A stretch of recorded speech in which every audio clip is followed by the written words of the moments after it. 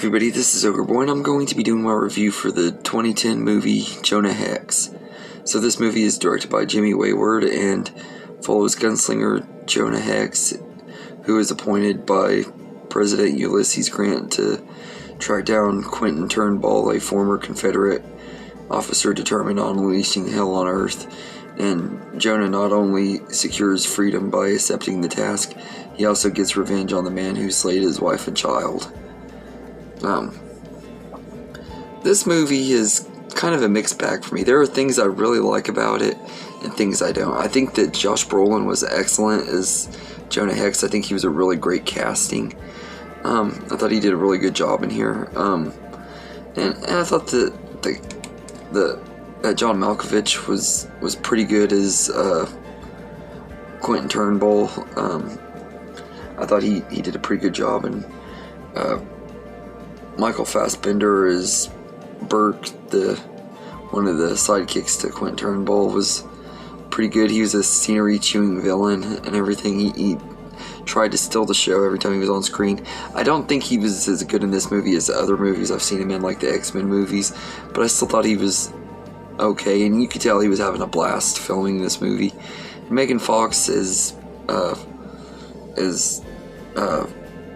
Layla is okay.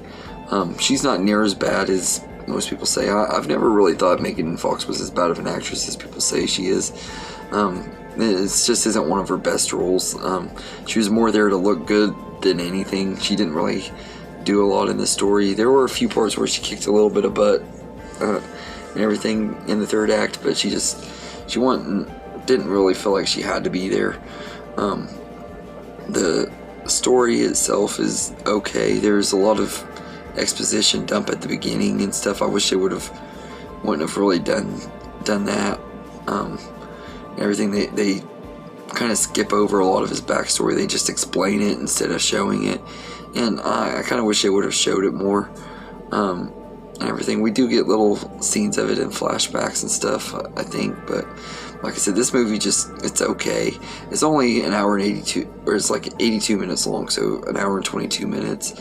So it doesn't overstay its welcome. Like Catwoman is only like 20 minutes longer, but it feels so much longer than this movie and everything. So the short runtime kind of makes it a little bit more watchable and everything, but it's definitely not one of DC's best movies. It's not one of their very worst.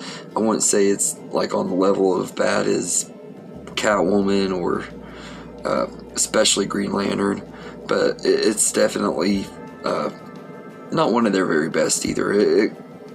I'm not real familiar with source material. If I was, I probably would hate this movie even more from what I understand and everything. And I do believe that this movie should have had an R rating. It just would have been a lot better if it was rated R. Not that westerns can't be fun when they're PG-13, but this movie, I just kept having that feeling throughout the whole thing that this should have been rated R.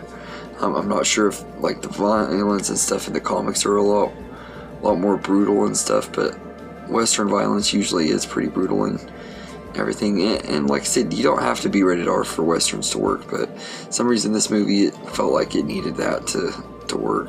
Part of it maybe is because of the themes and stuff. His powers is bringing people back from the dead and stuff.